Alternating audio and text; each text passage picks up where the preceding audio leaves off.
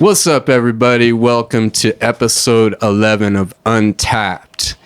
And we got Levi Kelly with us of the Arizona Diamondbacks. I'm Kyle Han, world record holder of surviving the most chemotherapy and also the cancer patient with the largest biceps in the world. Today we got a super special guest, SHAWN Fairchild, man. Look, just take a second, everybody, and just look at this man right here. How good looking this motherfucker is. This guy's amazing right here. So excited to have you here today, brother. Maybe we'll probably get into a lot. There's a lot that goes in with SHAWN. We're in the Recharge Center where we do the podcast, and he is right next door in the Art of Recovery. He's got an amazing recovery center with a cold plunge. He'll talk about it more. I'm in there all the time, and I'm the sauna, cold plunge. He's got the recovery.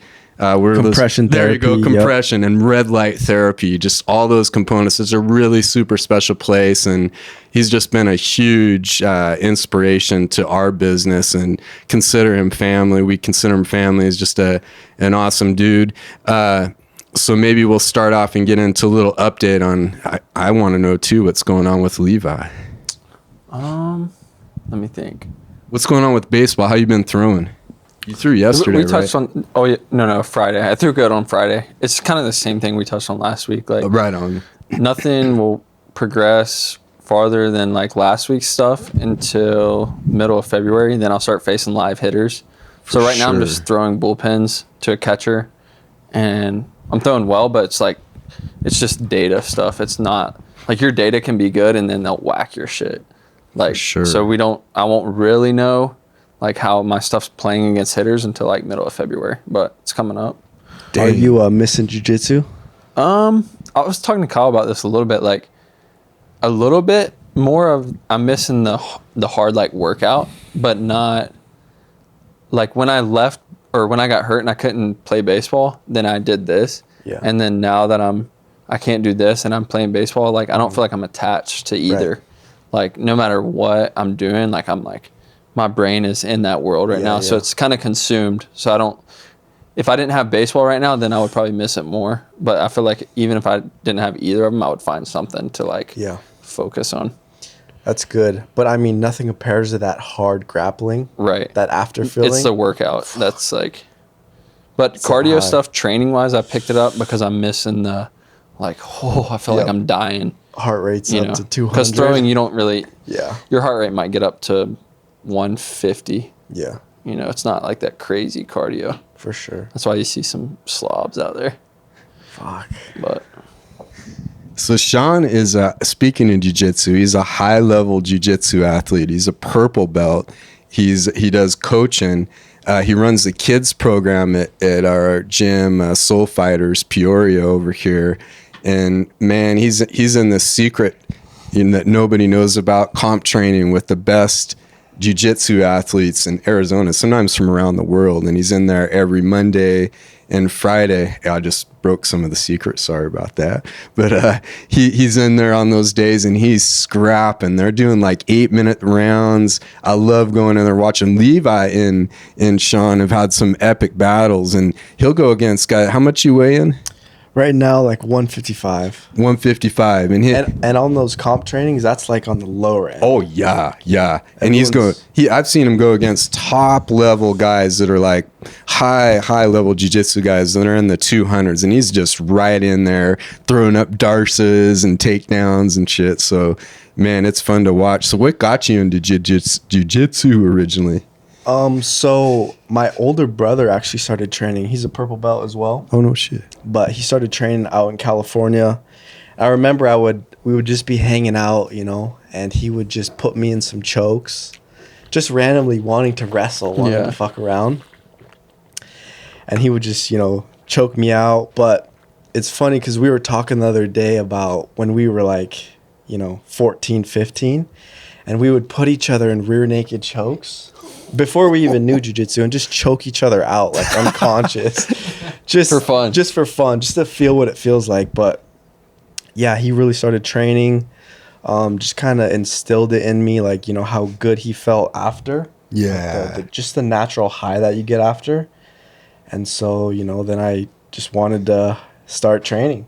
I just never stopped. Yeah. Did you start training out here or did you start somewhere else? I started a couple classes down in California, just with him, because he's out of Gracie, Baja, in California. So just messed around a couple classes. Right. But when I got out here, I really, really started like 2 a day. Just became obsessed with it. But yeah. What are your goals in jiu-jitsu? Like, what would you like to do? I just want to be... I don't know. I just love training. It's not even about the competition really for me. I would like to compete more and just test myself and feel those emotions of competing. But it's like I just love being consistent with my training and working towards my goal of like, being the best version that I could be. And I feel like jiu-jitsu just a part of that. Like it will forever be in my life, Yeah. So I'm just enjoying the training right now. How is it correlated to like your rest of your life, like in business and things like that? It just showed me like how much work needs to be put in to achieve a high level of something, like especially in business. Like it's directly correlated with how much work you put in is how much success you're going to get. Like, especially if you're doing it alone, nobody's going to do it for you. Yeah. And if you get lazy some days or you feel lazy, it's like, you're going to see that in your business, So it just showed me like what hard work really is. Nice. Man, that's beautiful. That's beautiful. I think like it's a good example of, especially if you don't know anything, like you start from the worst person and then you go in there and then you start become like one of the top guys. Yeah. It's like, then you see somebody new walk in and you're like, they're so bad. Yeah. But you're like, bro, I was literally right there. Just do X, Y, and Z and you're going to get to here. And watching people like consistently do that. And then like you leave the gym. Like for me, sometimes I'll go to Florida or I'm playing baseball or whatever and I'll leave. And then I'll come back and it's like, you see, oh shit, so-and-so was taking it serious, or, oh shit, so-and-so must have not have been here, Yeah.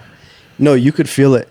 And that's why I like teaching the kids, because it's my favorite thing is seeing a brand new kid, maybe 5 years old, walk in, just shy as fuck. Just so scared of everything, doesn't want to talk to anybody, just wants to sit in a corner. And then you see that when they're consistent with it, 2-3 months later, like it's a brand new kid, screaming, running, having fun. I think that really like highlights how much of a difference it can make in somebody's life. Do you think I was talking to her about this. Do you think it's jiu-jitsu or do you think it's more like community? Like they're around kids, they're active, they're exercising. Is it more of that or is it like... It's probably both. Yeah, honestly. both. Just both equally. Because the jiu-jitsu aspect, like you're going to be put in uncomfortable situations and learn how to breathe in it. Maybe you're in mount and some kid's sweating on you and you learn how to just breathe and get through that. But also, they say like how important physical touch is.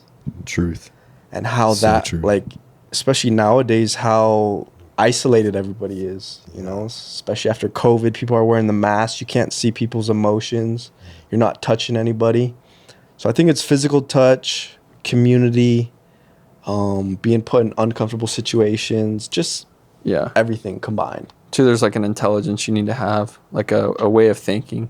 Yeah. I guess like chess kind of, And if you don't have that way of thinking, you're gonna be weeded out. You're not gonna want to come back. Yeah. And you see that with adults too. Like maybe people are consistent for 5 times and then you never see them. Right.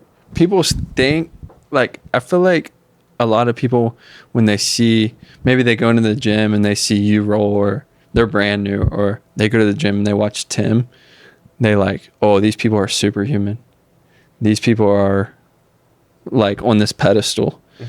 But for people to realize, like, everybody started here, It's not like you're not a god. No. But like I would say quote unquote normal people walk in there, they see you do it, they're like, there's no way. Mm-hmm. The other day I was at OPT and I got in the ice bath and this lady was in there and she was like, she just couldn't even believe that I was in there. She was like, wow, that's inspiring. And to me, it's like, this just is normal. whatever. Like, yeah. I think the jiu-jitsu is just time on the mat. Yeah. Like anybody can get to a certain level if you're just consistent and you train a certain amount of years, you know?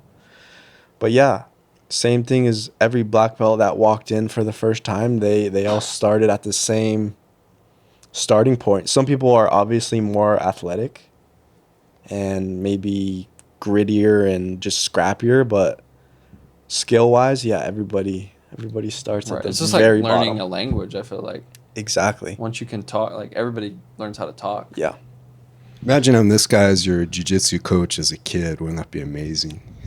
Super stud. Yeah. I try and He was kind of my jiu-jitsu coach when I first started. That's in a right. way. Insane. I mean, there was a lot of kids that were like a little further along that like if Art went with him would probably just fuck him up the whole time, but he was patient with me. Yeah. and took his time. His knee on belly taught me just to fucking be calm, because dude, he would go back and forth on both sides of me super quick, like it was nothing. And yeah, nobody else really did that to me besides him. Did you play sports growing up, or? yeah, pretty much every sport. My family's super athletic. We played, football, basketball, ice hockey. I remember growing up on the street that we grew up at. There was like 20 kids our age, me and my older brother. Mm-hmm.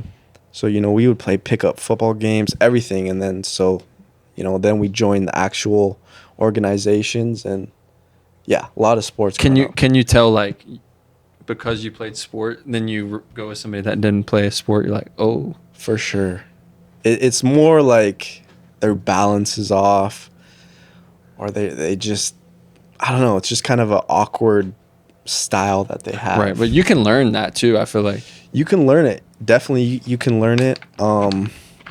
Especially with jiu-jitsu, it's like everyone has such a different style. Yeah. Mm-hmm. Some people could be more passive and, play on bottom more, and some people could be really heavy on top and scrappy and quick. So everything is learned, and people just adjust to their style. That's good. That's good. What was it, the little guy, he wears glasses, won championship?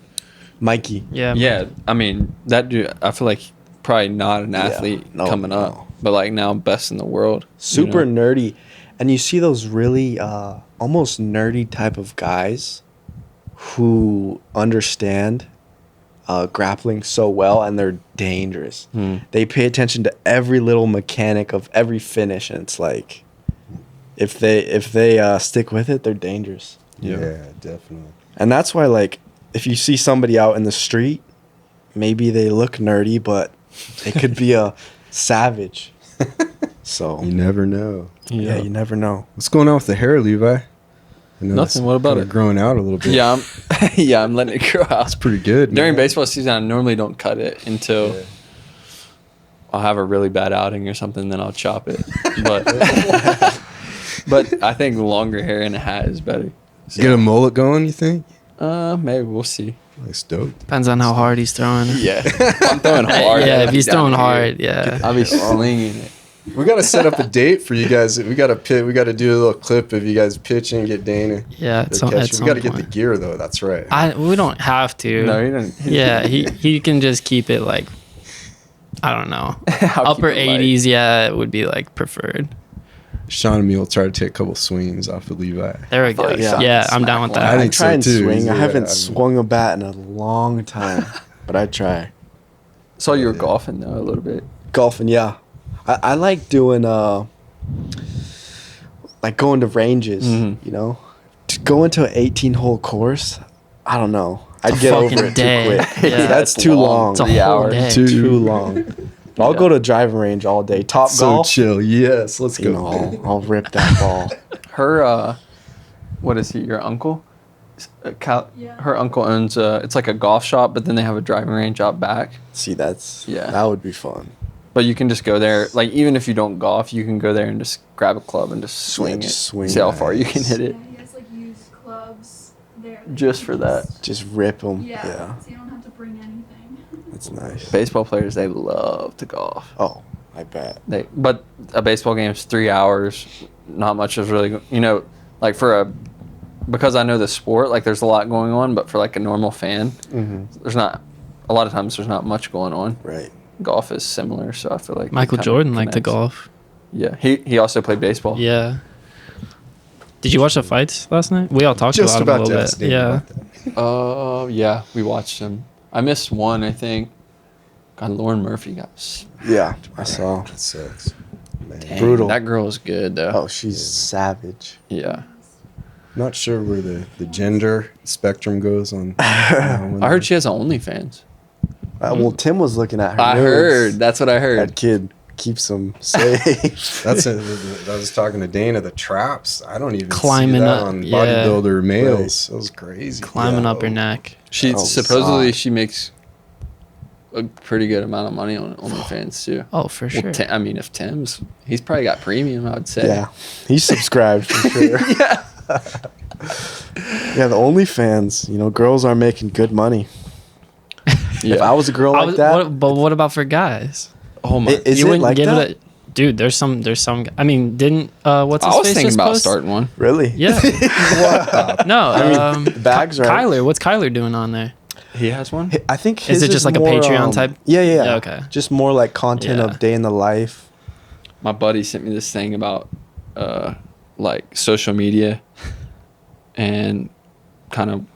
Let me see if I can find it.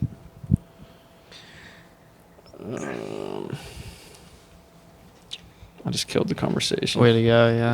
Oh, it's all good. I Over thought here, I right? thought Glover might come back last night for a minute. Yeah, He's Would on have been pushes. sweet to see, but Yeah. Jamal's know. actually That- got good defense. Dude, he's for real sick. too. He's Like, so sick. athletic. yeah, him I think getting he could make 85 too. probably could. got a a little gut gut on on him. him. Yeah, for Yeah. sure. Yeah. If he got dialed in with the nutrition, but didn't he get signed to the UFC like not that long ago? I think you're right. Wasn't it 2019? 20 I think 4 was years? when he got He the was Contender he was the first guy from the Contender Series that took. I know. I was thinking like, dang, Sean was about to be the first guy. It's crazy. Series. Eight That's fights right. and a title. Yeah, He it's only had sick. 8 fights in the UFC. I didn't think he was. I thought Glover was going to win. Really? Did you? I thought Glover would take him down and sub him, but then that kid was kind of like he was like floating, snapping them teeps up the middle too. I think Glover's one of the This dude's greatest for of real. all time, but he was a step behind. I think that last fight with Jerry, he really took, and he was smart. Great decision to hang him up last night. I think. Yeah. It's kind of a bummer everyone left, though. Did you see that? Huh? Like, everyone in the crowd left. Once Before? Jamal won, Uh-huh. everyone left. And then he starts taking... Yeah. Yeah, he starts taking his gloves off, and there's nobody in the stadium. Dang. I didn't even see it. No one. No one was half the. I was wondering why half the stadium was empty. I thought Brazil. It's like, what's going on? I bet Yeah. the time difference. It was really late there. Oh, I didn't think of that. Good call. 'Cause they probably tried to accommodate our time. Oh yeah. So who knows what time it was over there? I found not that good. thing. Let me play it. And then This is go ahead. No. like social media. This is kind of like social media and what it does. Like, it's not social media, but kind of people fall into this trap. Whatever you'll hear. Jordan Peterson. Female hyper users of Instagram are also, they're sadistic, Machiavellian, psychopathic, and narcissistic, and they optimize for short-term mating strategies. So they're promiscuous, and that's a marker for antisocial behavior. Antisocial people, broadly speaking, have more sexual partners. They start engaging in sex earlier. They're more callous in their utilization of themselves and others. And so... Would you call that toxic femininity? Is there such a thing as toxic absolutely. femininity? We know what toxic femininity is. It's the female version of antisocial behavior is reputation savaging. Yeah. Gossip, innuendo, backbiting, and females can be very good at that. Now men can do that too, and they do, especially on social media. But it's Good point. Like how, like nowadays, to have a relationship, to even have a sexual relationship, you don't even have to meet. You know? It's true. It is true. No, everything's become very watered down. especially like you'll go on Instagram and you'll see, you know, just girls pretty much naked, whereas 10 years ago you had to really work to see a girl like that. Right. You know, you had to like put in the work, and maybe she sent you something. Right. But now it's just so available, and I don't know. It's weird with the technology how watered down it is, and kids are seeing like all that sexual stuff at a young age. Right. Could you imagine being like 6, scrolling on TikTok? 6-year-old male scrolling on TikTok, and you just see chicks like that. I don't even have a TikTok, Dude. for that reason. That's not good. Who knows what that does to your brain? Oh, it's got to turn into mush. Like, I mean, the amount of times I've gone on the app to look up somebody, just like if it was a friend of a friend, like, oh, let me go look up someone's name real quick. And then I just get caught on the explore page before I even type their name in. yeah, And my brain's gone. I forgot that I was even looking somebody up. right. Just get distracted. My buddy was talking though, because I said something like, this social media is not good or whatever. And he was like, it's not the social media though.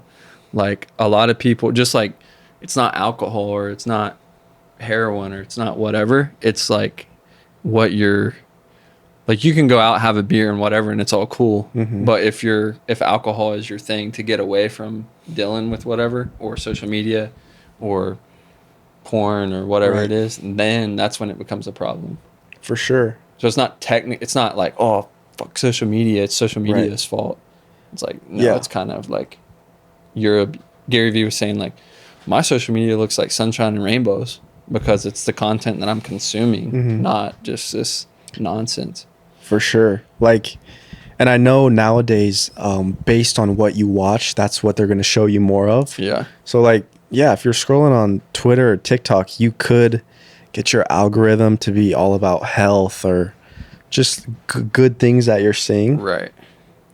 But I don't know what it is about it. It's like you just get that temptation to look at other things. Do you think no matter what, Instagram kind of still doesn't change the part of the algorithm where they put females into your feed to try to tempt I think you?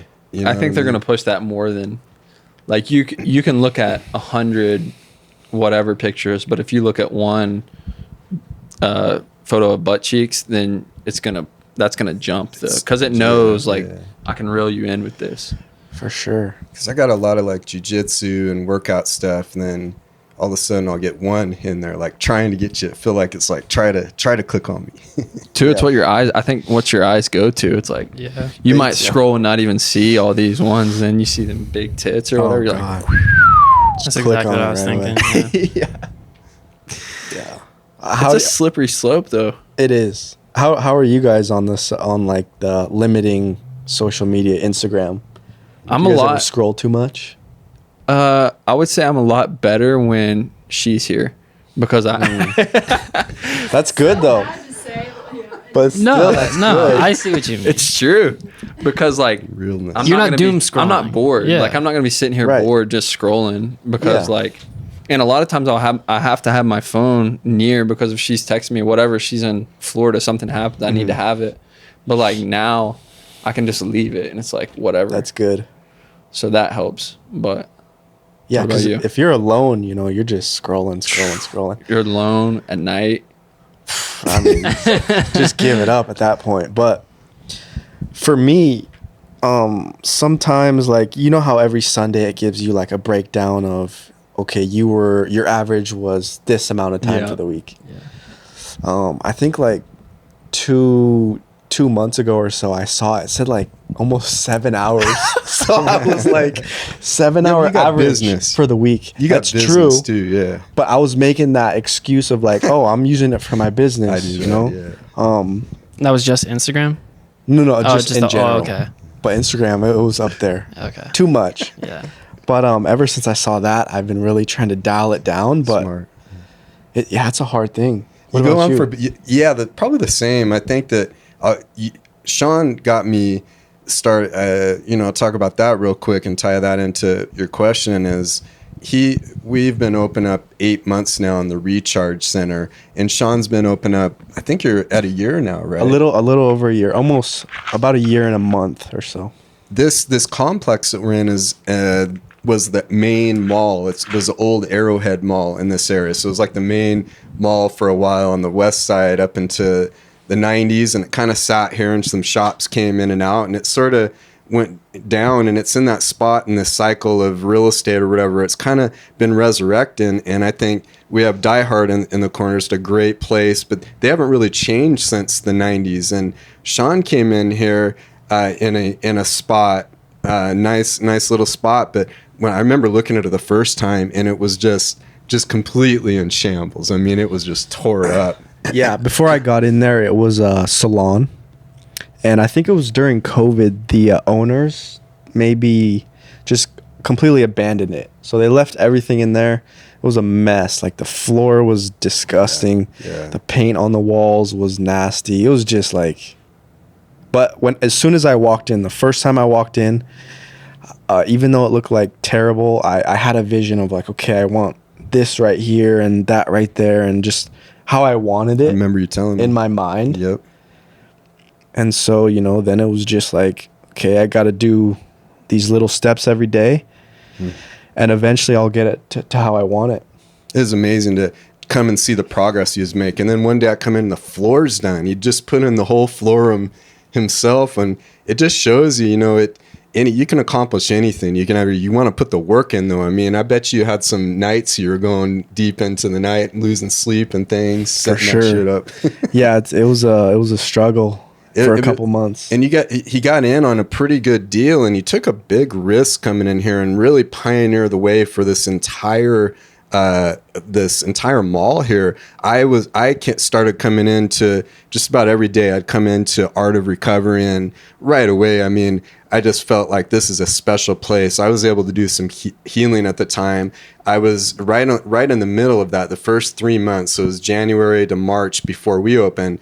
I just kind of was watching Sean and healing in the place, going through the recovery modules. It's just so good to me, talking to people in there, growing. And I was at a spot where my cancer was blowing up, in my place that I'd been in treatment, specialty bone marrow transplant, dropped me after 7 years. So I was in this spot like, man, what are we going to do? I was having trouble finding a doctor that would even treat me.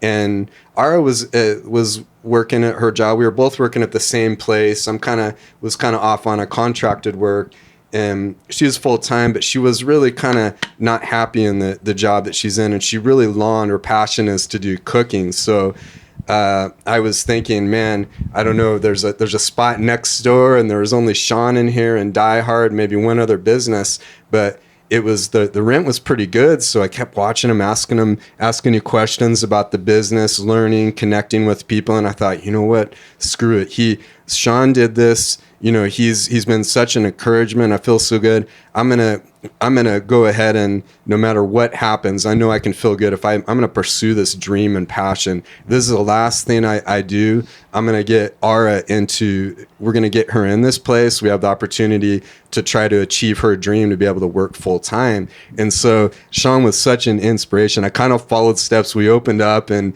I'd ask you, well, what did you do when you opened up? And Sean got me into Instagram. As part, what you were asking is, I didn't know anything about how to do business on here, and I watched you connect people on Instagram. You would, you just kind of post your place and the person that was in the place and share it in a story, and that other people would see the realness of what it was. They would come and visit, just connecting with people little by little, and word of mouth. You never really did you never built a website, didn't need to do any like marketing and things like that. And I followed. So I asked Sean a lot of questions. Like I've run two small businesses in the past and did pretty good with them, but things have changed so much in the last 5 years. I mean, even in the last, since COVID, it's a completely different deal now to try to run a small business. And this guy is way up there in his gift and in business and taking risk and asking the right people. And I feel now we're in this place now. He's kind of like my big brother in the business thing. Well, I like to come in there.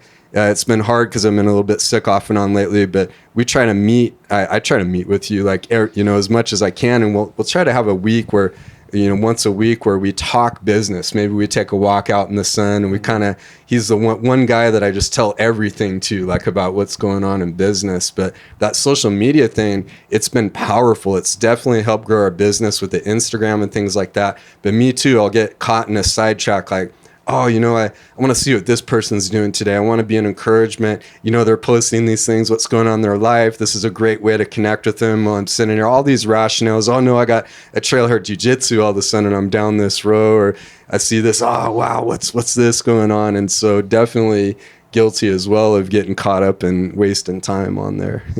Yeah, I remember before you opened the conversations that we had, and you were kind of like debating whether you should open this or not, but when I first got in here, there was no really businesses in here. No. Yeah. So we kind of had a good opportunity where the rent was cheap. The landlord was just trying to fill kind of the spots. And I think for a first business, like, you shouldn't go too crazy and have a $8,000 overhead a month. So true. And and then you're struggling to find people and pay your rent, and then you're stressed, and you can't really think of new ways to grow the business. Right. So I think the route we took of like getting in kind of an older building and not overextending ourselves helped our businesses grow. Good word. That's a humble answer, because SHAWN really, I feel like the owner should be giving you lifetime free rent here, because your risk that in your hard work that you put in here to get your business successful help build this entire center right now. I mean, look at every station is full now, and I know that each business, like our business, we're in a corner window business. I bet you we could get double or maybe even triple now. He's going to get rent like that if we shut down right now. Mm-hmm. And you kind of built it out over time. You didn't just buy everything right away and then like put everything into it, right? Like you got little pieces over time. As far as the equipment? Yeah, equipment. The equipment, so I remember buying like things like the red light panels and some Normatex, months, like 6 months prior to where I was just using that myself. And I always had a cold plunge before. But when I started it, there was one thing that I wanted to make sure of, and that was that I always had the best quality equipment that money can buy. Number one, because like I don't want to be using cheap equipment, and the nicer stuff has better warranties and things like that. But it was quite a bit overhead. Like, I bought the main stuff like the saunas and the cold plunges all at once, so. We've definitely had there's been great days and great times where like I just have my best month, and usually he'll have his best time and I'll be shortly after. It's like everything kind of, which has been a huge stress relief for me, because it's helped us kind of roll with the punches a little better. And and then you got the days where it's like, oh shoot, what happened here? A little hitch here, it's something we learned, and we're kind of learning as we go together, because again, things have changed so much. Mm-hmm. I mean, it's people that are opening businesses now are really pioneering a whole new business world. Like we get asked, people have a hard time understanding our businesses. Like I hear this all the time, what you guys are, you're never open, you're never here. Mm-hmm. Well, that people can't get out of the idea that there's a shop that should be open all hours of the day. And I learned that from watching SHAWN. Hey, we're open at the right times we need to be open, but the rest of the time we don't need to be open. We don't need to just be sitting in here, waiting for somebody to come in. One person comes in 5 hours or something, and we're not really benefiting profit-wise as a business, and then we're just stressing ourselves out. So I learned the business model now is with social media, planning things a little better, scheduling, grouping people into where your business is the best set so that we can mutually help one another. Yeah, I think when you're like maybe 5 years down the road, a business like mine and yours can be open all day, right? Because it's been, we'll have enough clientele. But when you're first starting, you have to keep the expenses low, or else, like I said, you're going to overextend yourself. Yeah.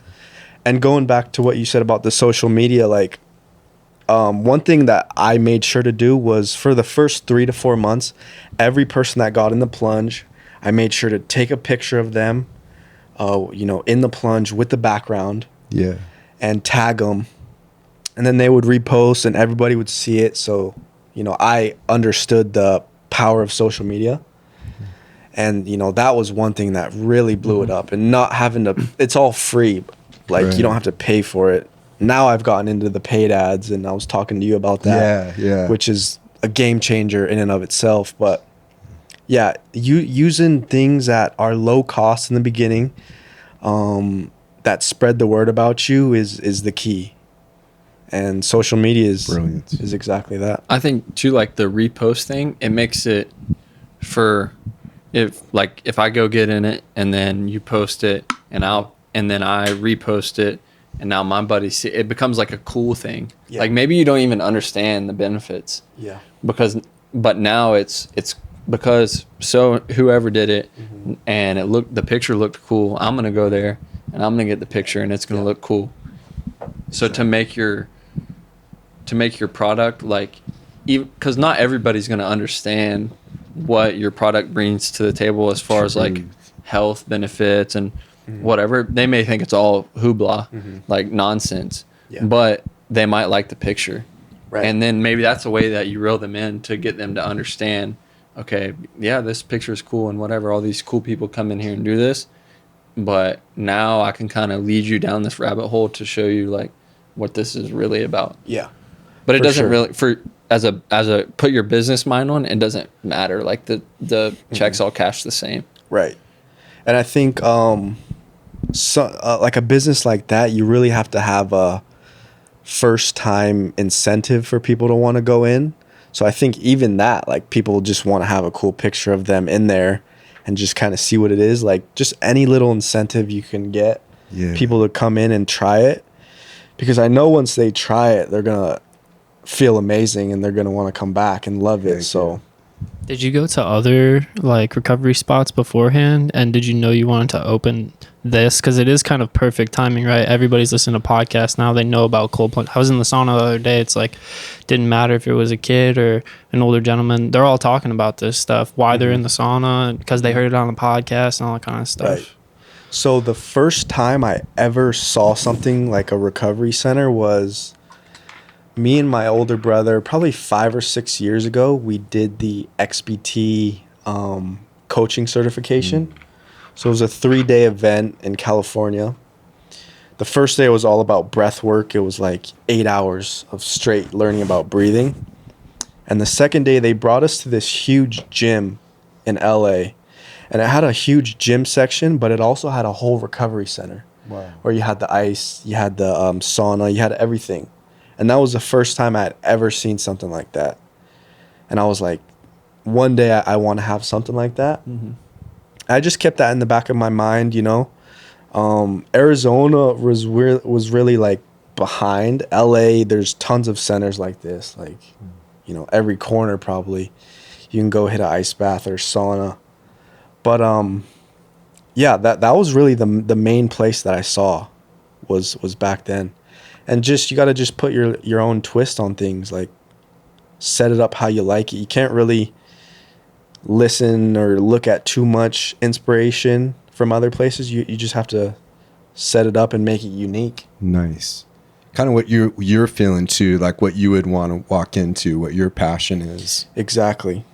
Yeah, that's good. Some of the challenges surprised me. I kind of watched as you were building, is that the first thing I noticed is a lot of people want to give advice, and maybe all well-intended sort of stuff, but people that have done business before or whatever, trying to deal with people getting advice like you should run your business this way. And the second thing I would see is people wanting to go to work because it's such a great place, and that's some same things that I've kind of struggled with too. Is like, you know, somebody is like, well, you need to do this with your business, and why aren't you doing that with the business? And it's kind of like, hey, we've done pretty good here in a year starting a business from scratch. I think it's a huge accomplishment, and I'm really grateful, and I'm super proud of you and us too, of taking that risk and kind of pioneering a new business movement. And I'd rather hear people come up and say, hey, consult here. I'll give you, you should be getting paid for some business consulting right now and what you're doing. People should be asking you questions. You know what I mean? I think most people, they have good intentions when they're like trying to give advice or something, but one thing me and you are very similar in is it's hard for us to take advice from people, whether it's health advice, any type of advice, if I don't want to be like that person. Right. Good call. Same way. So if So somebody's true. coming in towards me and I look at their lifestyle and I look at how they look or whatever, Yeah. and you know they're giving me advice on business and maybe they don't have a business or I don't like their business, whatever they tell me is going to go in one ear and out the other. Yeah. Like it's Yeah. just I pick Yeah. and choose who I listen to. And also the thing about, you know, people wanting to work for you, I think it's like if somebody comes and asks me, like I already have in my head the type of people who I want to work for me. Yeah. And so like there's just a type of person that Yes. you know you have in Yes. mind maybe. Yeah. And so if somebody asks and they're not that type of person, you know, you just got to be nice about it. You just Right. got to tell them you're not really looking for it. Cuz in the back of your mind, you know who you want to work for you. Yeah. Yeah, there you go. That's a good word, man. I think they have to fit like the culture of your business. Absolutely. Yeah. Because I've thought about because what I've seen business like ideas and stuff and like these like the ice bath probably start in America started on the West Coast and it slowly gets to the East Coast. My dad says like what you see in LA 10 years ahead of time is what you'll see like on the East Coast 10, Interesting. 10 more years down the road. So for me thinking like, okay, let's learn what they're doing out here and then take it and put it in Florida. But in order to do that and me still be out here, you got to find like a special type of person where it's like, okay, I trust you. You're going to run it kind of similar to what I was thinking. Yeah. But it's hard to find somebody like that. Yeah, because they're going to be the representation of your business And they're if you're gonna not put there. their spin on it, which maybe for better or for worse, but if I'm putting the bill, like Yeah, paying paying 'em. if it's my thing, then it's, there's a certain way that I want it done. Yeah, and I think looking for somebody like that is like they have to have a certain baseline of already doing that. Right. A certain way that they're living, that they think. Because people can always be molded. But number one, they have to be open-minded enough and kind of have like a background already doing stuff like that. Right. Like a niche like that specifically. And yeah, it is hard. Yeah. Man, this is Super good. hard. Man, I love this There's podcast. with I don't know how to say this without like and not saying the people's name. So this organization, whatever, they have these people that they think are like premier or elite at this level. So they would rather bring in people that don't know hardly or aren't like super educated. So there's a battle of like somebody that's super educated in your business but thinks a different way for better or for worse or whatever. Now he comes in and he's working under you, but he doesn't technically believe everything that you believe. There's going to be a butt of heads there. Yeah.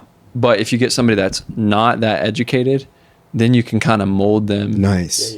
Smart. For sure. But ideally you would want somebody that thinks similar that's also educated. Right. This organization, they're able to pay less because they get a lower product and they mold it to the way they want, rather than getting like an educated one that costs a lot, Yeah. and then there'd be a buck of heads. Right. And that's a good tactic if like you have a lot of time to mold the person. Right.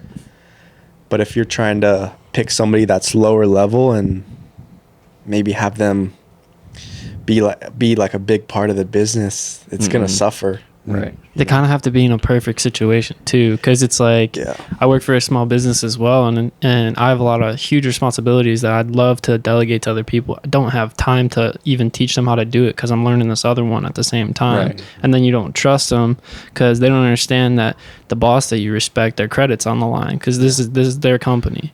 And so yeah, all those things are really true. I see it every day with us. I think in order for that to be able to mold, or then the business has to be like so far established where you have the time to mold. You know what I mean? Like where you can step away and be like, this is my project is not the business now. My project is to create a team that will now run the business, so that way I can dip out. Absolutely. And that's, I think the ideal way would be having somebody come in and watch exactly what you do. Almost like an intern. Just watch how you talk to the people, everything that you do. That's a good idea.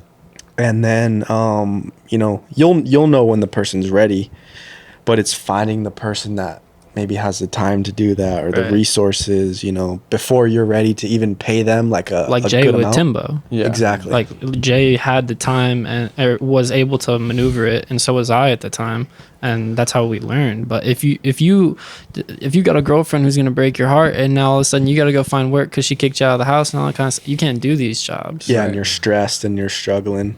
It's hard to find too, because this is your business mold is like the recovery stuff and the kind of spiritual path, like lifestyle. It's shit's hard. Yeah. Like to sit in that ice bath for 3 minutes is difficult. Very. So that weeds out Many a lot of yeah. people. Many people. And then there's so much depth to all of it that in order to walk that kind of the quote unquote the way, that's difficult, and that's going to weed out a lot of people. Yeah, it is. And the weird thing is, like, I can have a 20-year-old athlete who I know consistently is, you know, training hard, being put in hard situations. I can have them come and do an ice bath, and they'll struggle so hard to the point that they pop out after 10 seconds because they can't handle it. And then I'll have a 55-year-old lady who barely works out, whatever, and she goes and sits in the ice bath 7 minutes just stone cold. So it's weird what like mental strength it takes.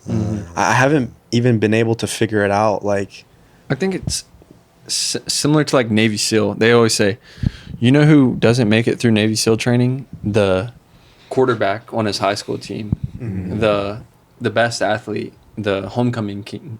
Like, these are the people that get cut, not the little wimpy kid that's been fucked with his whole life. That's the person that is nails when it comes to between the ears. Things like that. But the big athlete that wears this whatever ego or whatever it is, like that shit, that ice, it doesn't become 45 degrees because you're fucking a black belt. right. That shit's 32 regardless of if you're a white belt or whatever. It doesn't care about. So when these things are challenging, I think that the people that have life has been a little bit more generous to, it's a little bit harder, or it's harder to become super mentally strong without suffering previously. Yeah, that's good. That is true. And also, there's very few things that kind of can give you the same feeling like before you're about to get in. I find things like, you know, when you go up to Sedona and maybe you want a cliff jump and you're standing off of that cliff and you don't really want to go in or jump in, same thing. Or when you see a very attractive girl and you're like, you know, should I go talk to her? And you have that pit of like debating whether or not. It's the same kind of muscle that you're working. Just fear muscle, or I don't know, but it is a difficult thing. Even I've done it so many times and I still struggle to go in. I think they were talking about this at church today. Like, what's your wonder? Like, are you wondering, like, before you get in the ice bath, are you wondering, like, can you make it? Or are you wondering, like, I'm going to freeze and my toes are going to fall off? Like, are you wondering, like, how am I going to feel after? Is your wonder something positive, or was your wonder with the business I wonder, like, is it ever going to look like this and it's something marvelous? Or was your wonder, oh shit, I wonder if when I open it 6 months down the road, nobody signs up, like, it's going to fold. That's good. That's huge. Yeah. You know, just thinking positively. And yeah, I do find people who maybe say something positive, like before they get in, like, oh, I'm going to feel much better after I do this. They have a lot less struggle. And people who are like constantly, as soon as they walk in the door, they're like, man, that ice bath, I've been thinking about it all day. I don't really want to get in. They struggle. And yeah, same thing with the business. Like, if you go into it having those negative thoughts, like, damn, am I going to fail? Am I going to be able to do this? It's going to make it much more difficult. But if you have the hope or faith or whatever you call it, that you know you're going to do good, it's going to pay off, then even when you go through the struggles or whatever, you know, you stick with it. Whew, man, this is good. This is good stuff. I'm sorry, I got to be a cheerleader for me. This is great stuff. We were talking about it's hard to find people to trust in business, and I was telling Dana earlier, I was like, I had a real rough week with the cancer stuff and popping back up. Had a good night of sleep last night. That always helps, that sleep. But I just couldn't wait to get here and see you guys. I mean, like, it's you know, it's like, when you're coming out of sickness or something, you don't want to see certain people, but to have that I'm so grateful for it. I feel like there's, you know, it's a pretty rare thing and an exciting time to build business. Each of us are kind of similar minded. I was thinking about, you know, if you're going to go into business with somebody or you're going to have somebody working for you, things that you're looking at. One thing for me has become, I've had to rolled with this guy.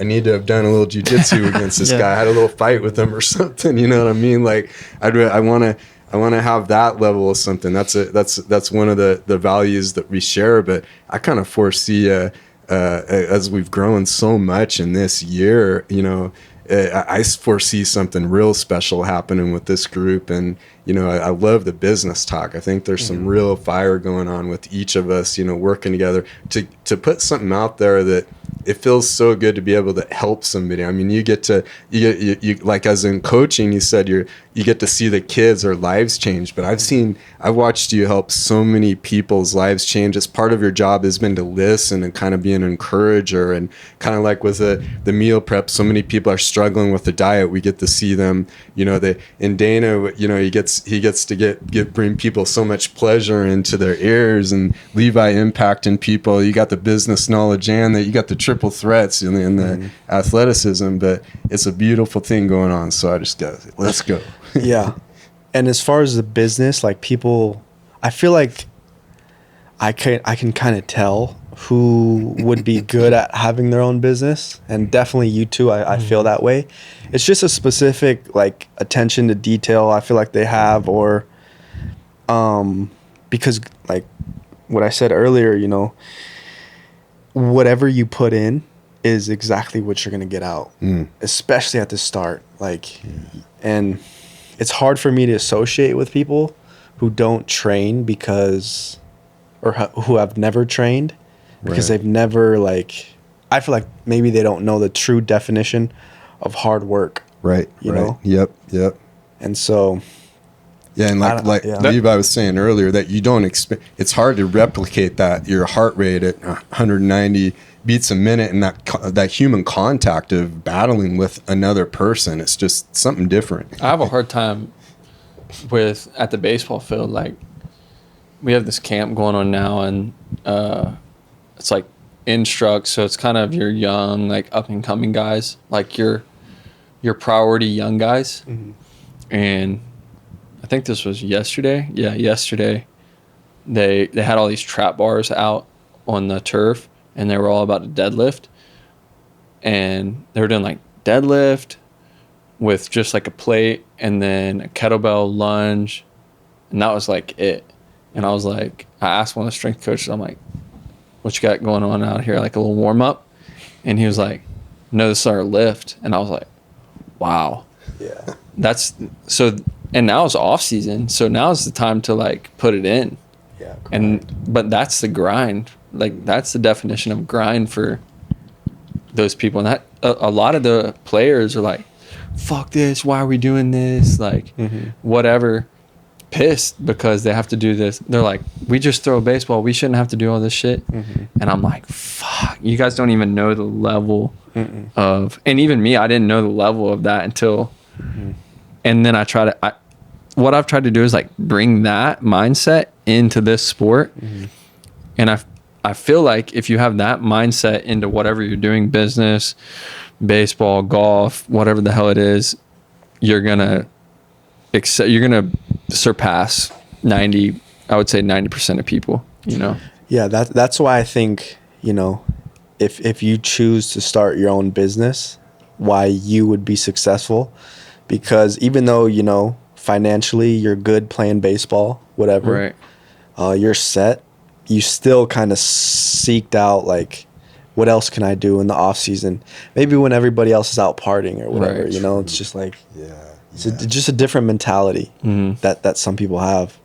The team was like so pissed that I started all this shit, and I started right after I had my shoulder started flaring up, so almost like a coping thing. And now going back to the field after it's all, the dust is settled, I've had the surgery, I'm healthy now, throwing whatever, and I'm like, if the worst thing I did was get a blue belt, and that's the worst thing you guys think I did, That's crazy. I'll take it on the chin, you know, like I'll take it. It's much better than, and I was open about it. I posted about it. I've talked about it. I didn't, you know, I had to hide certain things, but for the most part, I was like, this is what I'm doing. I'm like, if you guys only knew what like everyone else's coping was, you'd wish they'd fucking come to jiu-jitsu, you know? Yeah, whether the coping is partying or whatever, you know, Right. just doing things that don't benefit you. That's for anyone too. Like if you're, because you see it in here too, people, they have this stressful life or they're going through whatever, but they're in there training. If that's your coping rather than gambling, Good word. drinking, drug, like whatever it is, I feel like you're in a pretty good spot, or you're at least headed in the right direction. Absolutely. That's true. And Sean's a pretty high level exercise guy. We're all exercise nerds over here. How did you get it? Was it sports that kind of got you into learning high level, like world elite type of exercise programming and movements and things like that? I think it was, again, my older brother. Like, he used to play semi-pro soccer. Nice. And I remember he started training athletes at this smaller gym.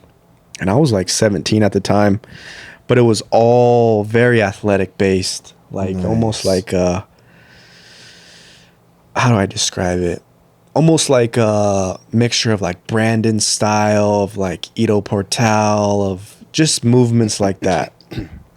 And so he got really deep into that, and that's what kind of opened my eyes about it. And you know, I broke 2 bones back in California. Like within 8 months, I broke my ankle, and then I broke my hand. How'd you do those? So I broke my ankle. I was actually hiking up in Malibu. What? And I took a little bit of mushrooms. I was with this person, and we were running down the hill. And I was running down the hill, and my foot inwardly rotated, and it snapped my tibia. Oh, So I had to bear crawl all the way down the hill, and I had to get drove into the hospital. So yeah, that's how I broke that. And then it took me about probably like 3 to 4 months till I was back. You know, I had crutches, I had everything. And then I know. I broke the hand. Yeah, broke the hand that way. And yeah, it was tough. So after I recovered from those, I really dived into like the. We kind of surfaced over a story here, I think. Yeah, no, that was a long story. A lot of alcohol. That was before the ice baths. Yeah, that was before all that shit. But The ankle story is cooler anyway. yeah, that was a better Bear story. crawl. That's It's part. funny how you find you find all this stuff through trauma. Trauma, yeah. Well, how I found out about all the health and everything was again, I went through a breakup when I was like 17. And, you know, when you're that young, you don't have any tools, it takes you down. Again, I got to give credit to my brother. He's the one who put me on to the healthy eating and reading books and meditating and all that, you know. Wow. So I owe a lot to him of like what kind of started me off in that. And then I just did my own research, just deep dived into everything.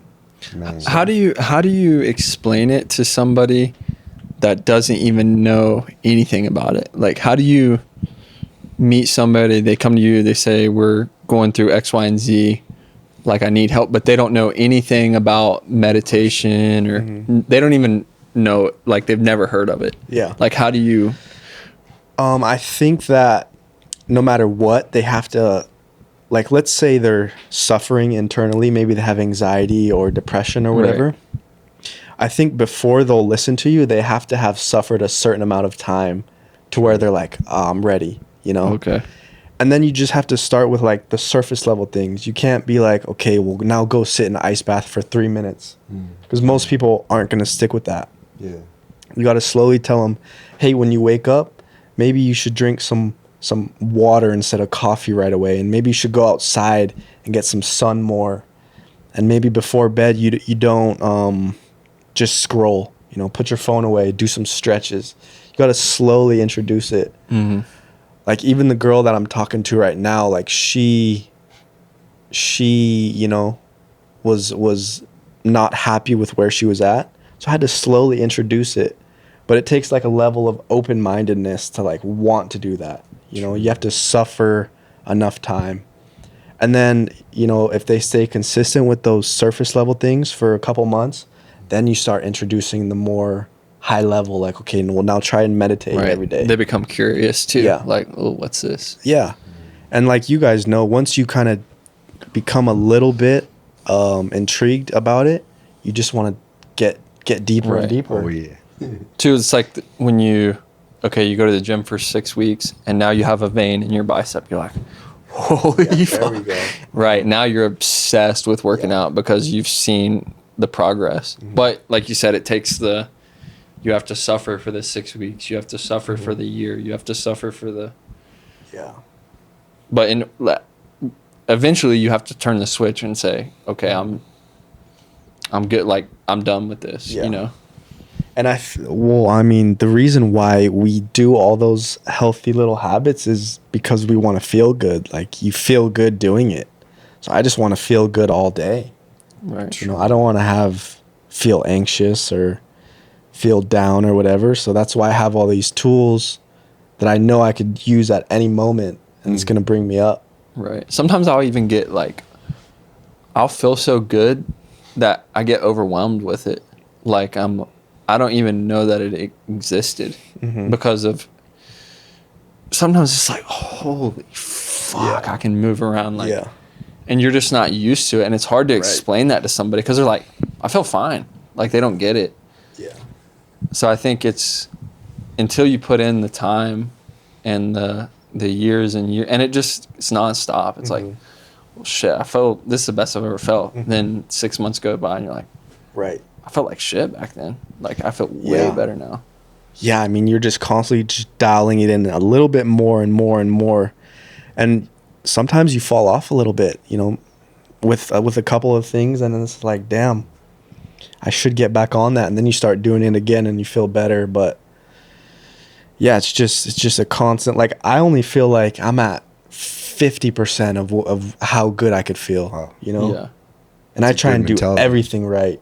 Yeah. So sometimes, like this year especially, like probably over the last 3-4 months, I've had to undial, like almost become less robotic and like, okay, when I wake up, I got to do this, and this, and I got to do that, and that. And then at this time, I got to do this. And unless I do all these things, then I'll feel good. Right. Instead of just waking up and like being in whatever I'm doing and just knowing like, okay, fuck, I don't have to do all of these things. Right. But I had to like learn all these things first and grind and suffer for an exterior, like a period of time Now it's like, okay, we can turn the volume down a little bit. We don't have to listen to it on 10. Right.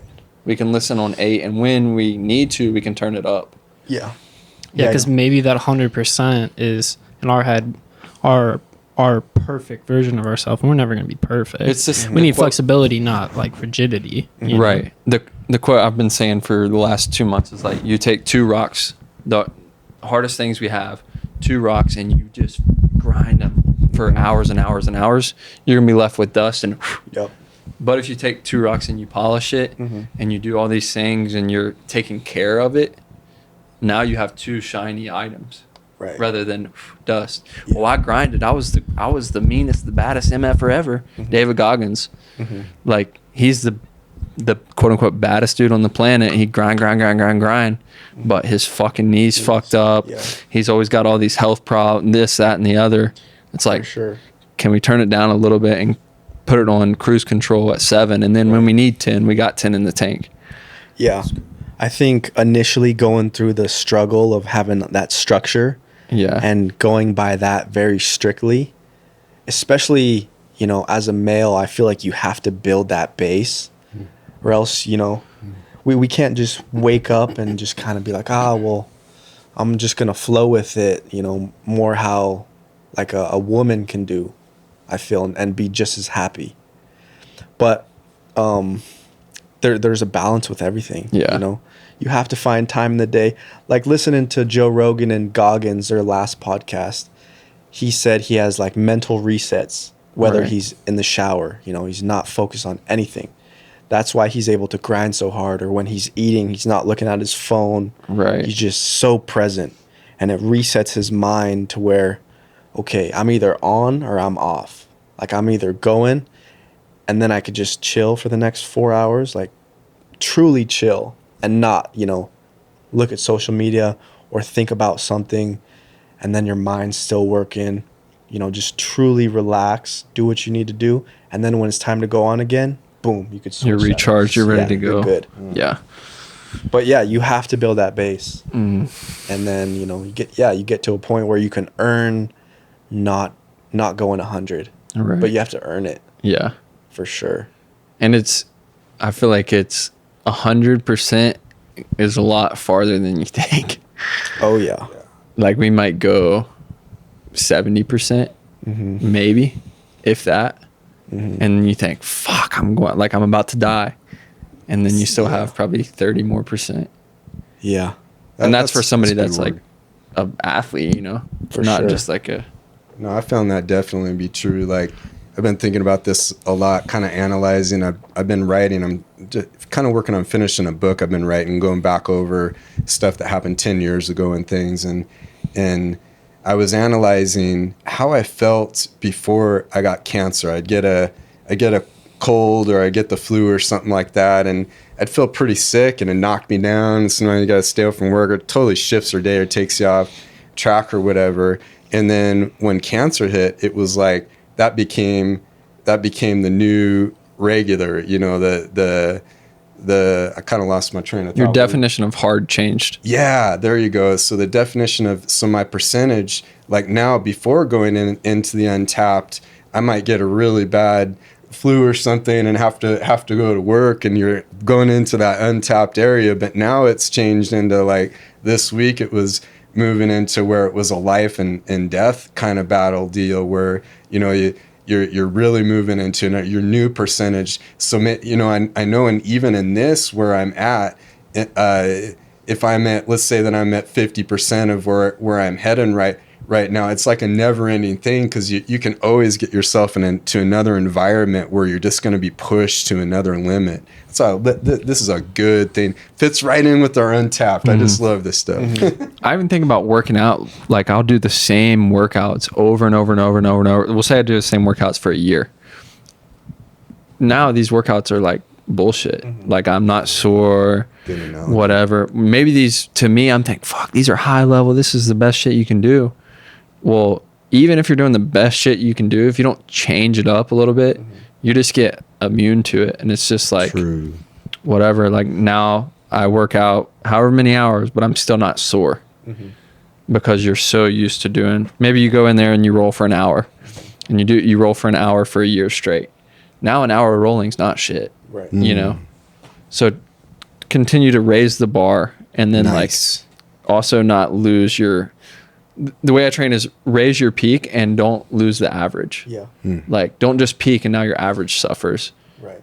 Let's try to raise the peak, but also keep the average the same, if not more. And I think about that training, like just in life in general. Yeah. I mean, just in general, I feel like our days can be filled with much more work, you know? Like, if you think back to just, you know, how people had it back in the old days, you know, what they had to do, they had to like walk a couple miles for their water, and people were walking like 10 miles a day. Like it was Barefoot. nothing. Yeah. You know? And it's easy to look like the physical activity as an example. But I think where the issue comes in is like where all the new mental energy is being expended. It like drains people. That's Because so I true. remember reading a study of like these chess grandmasters, you know, when they're having their final match, expending like 3,000 to 4,000 calories just by sitting What? there and thinking, you know, they were measuring it. Jeez. So I think people, like, even if you go in there and roll, like, you have to have a good amount of mental energy, obviously physical energy, but it's just a lot of people's mental energy is just zapped nowadays. True. I think it's from too much technology, Yeah. too much screens, too much being inside, and too much unnecessary anxiety. Like, I feel like back in the day, there was not anxiety like it was now over little absolutely. things, you know? Sometimes there's anxiety just because we know what anxiety is. Yeah. You know? And you almost brainwash yourself. of, like, Right. Man. I should be feeling this, but Yeah. it's not the way. I read a thing too that said that in 2000, the year 2000, men's testosterone at the age of 67 is now the average of like I saw that. a men at like 18 to 24 or whatever. Yeah.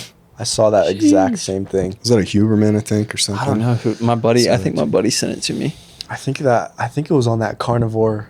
Oh, MD's yeah. page. You're It right. was Carnivore one of those. MD. One of Yeah. those. But Sounds right.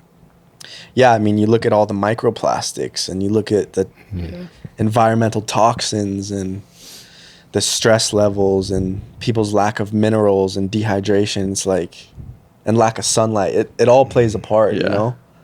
Or it's just become more acceptable to kind of work at home or work in cubicle for 8 hours a day, and then you come home and eat a bunch of junk food or whatever, and you don't do anything else. I think that's that acceptance. It's sort of like there's such a big element of people in our culture that are almost like, oh, you're outside of that. That's just kind of weird. That almost makes it, you know, more people accept that, and it's just kind of creeped up on us that that's an okay way to live.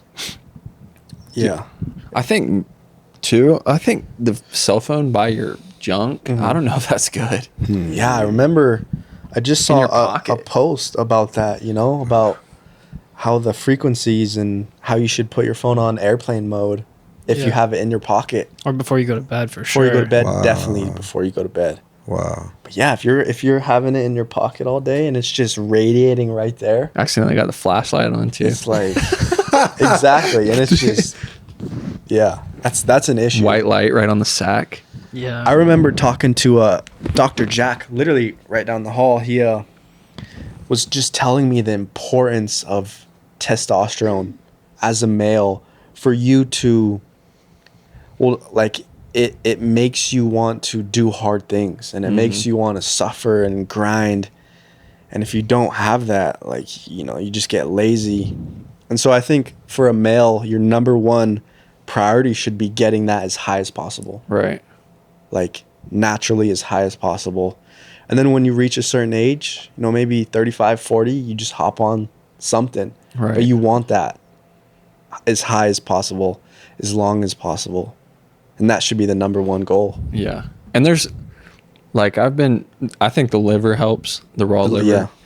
I think the liver helps. I think like all these things we talk about, but I know every time this might be a little vulgar for the pod, but 95% of the time I eat liver the night before or we'll just say the day before, and take I think it's ashwagandha. Yep. Right before I go to bed, I wake up ready to Just rumble. ready to go. Torqued. Right. Yeah, and that's a good indicator of if Something. you wake There's up, something to it. Yeah, you just wake up just ready to go, just solid. Yeah, I know. The raw liver. I mean, I've been on that for a while. It does feel good. It's almost euphoric. The first time I ever did it, you eat it and it's like, wow, I feel like strong. I feel good. I feel aware, just ready to go. Right. I've been taking it like a pill. Now I want to like grab it and just bite it off Like that. an animal. See how freaking that thing stands up after that. You guys heard the Rogan with the Sunny guy that does the food? He does food. Did you listen to that? Yeah, Rogan? yeah. My I didn't buddy was listen to telling that me. yet. So good, and he's talking about how he found it was kind of universal in all cultures that when they would, and the cultures are more of a primitive type of culture. Is that the right word? Primitive? Yeah. Mm-hmm. It would be, they kill the cow, they open it up, and across the board, everybody would go for the liver first. That was the biggest, most important. In our culture, it's thought of it, the liver is just kind of like, yeah. Animals. Yeah. That's the first thing they eat. Well, the Interesting. alpha goes again and gets the liver first, Wow. because it knows how nutrient dense it is. It's the most nutrient dense food out there. Like that, I think oysters is second. But just things that when I grew up, if I even thought about eating liver, it was disgusting to me. Dude, I've been eating, I didn't even know that about oysters. I've been eating oyster, like the canned ones. Dude, my dad had us eating them things when we were little. Yeah, they say oysters are the liver of the ocean, Interesting. So it's I'll good. go but- buy some oysters on the way home. Yeah, go get some oysters. But yeah, the nutrition's huge. The nutrition is huge. Yeah. Even going all the way back to like anxiety, like depression, Wow. all that shit. Like your gut, they talk about how your gut affects your brain. It's like 80% of your serotonin is made in your gut. That's like the happy chemical. Yeah. And if you're eating shit, Yeah. And I know when I grew up, I mean, I was having fruit roll-ups and Hot Pockets and Me too. shit like that. So I don't even crave it anymore. Like it doesn't take me any willpower anymore to just avoid that. yeah. I just crave eating good. Even going out to restaurants, like I always try and find an organic spot. That's why I'm really happy that you guys opened up, because you guys don't use any of the nasty seed oils. Seed oils especially. Dude, I've been hearing a lot about that. Man, It's terrible. game changer for me. But yeah, I think there should be more places that cook that this way. 100%. It's becoming more popular, I think. I think so too. I always wonder that, like, are we making progress here, or is it just what I'm consuming? I think we are, especially like if you go to Scottsdale, Yeah. they're ahead of the curve. Oh my It's probably gosh. tough for businesses though, right? Because they have to, on one hand, keep these things that they know a little kid might want, and now okay, so we'll keep this burger over here that's got the bacon and all this crazy shit that's not that healthy or whatever the case may be, and then they get the analytics back at the end of the month and it says that majority of people are ordering this and not all these healthy options. Say 80% of our menu is healthy. Yeah. They're ordering this 20%, way more. And so as a business, they're not going to now lean into it. But They don't care. That's, Yeah. That's where like intention. so your whole business model needs to be like, this is healthy. There aren't these options. We're not going to allow these options. Right. We had to go there with our business, and Yeah. from the beginning, Sean was that he was encouraged me to keep it organic, to go the direction organic. I'm so glad we did, because if you got to start, if that becomes a source of your income, it's the less healthy stuff. It's hard to cut that off all of a sudden. Yeah, I think like you said, the intention behind it, like if you're going into it just wanting to get as rich as possible, obviously that's probably not the route to go. Right. But if it's more, about how you want people to be healthy and not eat food that's poison to them, and of course you're still going to make a living, but maybe you don't make as much. Like, Right. I think in the long run that's good. That'll pay off more. Yeah. It'll feel you're better.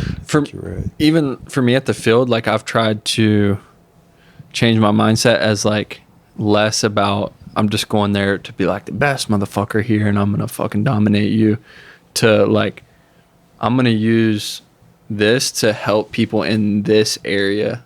Like all the things I learned about health, like meditate, like all these things, go to the field and that be your purpose. Yeah. Like your purpose shouldn't be like, obviously you want to be as good as you can, but your purpose shouldn't be to, hey, I'm fucking better than you. If that's your purpose, then you're going about it the wrong way. Right. For sure. That's good stuff. How we doing on time, Mr. Dana? We're coming up on an hour 30. Oh my! So, What, that much time went Yeah. by? How could it be? So yeah, Man. it's up to you if you want to wrap it up then. Well, sorry to our listeners. I know it felt like 5 minutes went by. To the thousands of listeners out there, we really appreciate you keeping up with us. You guys got anything else for the day? Oh, that was perfect. That was the most. That was the funnest podcast I've ever listened to. It was fun, and even my own voice. Well, hey everybody! Thanks so much for watching episode 11. We look forward to all the comments and feedback. Thanks for the feedback in the last one. We're still catching up to some of these. We don't just do it on the same day. We do it a few days. We record it on a Sunday and usually release it on a Wednesday or so. So thanks for keeping up with us, and we look forward to what's next. Love you guys. Peace. Peace. Boom.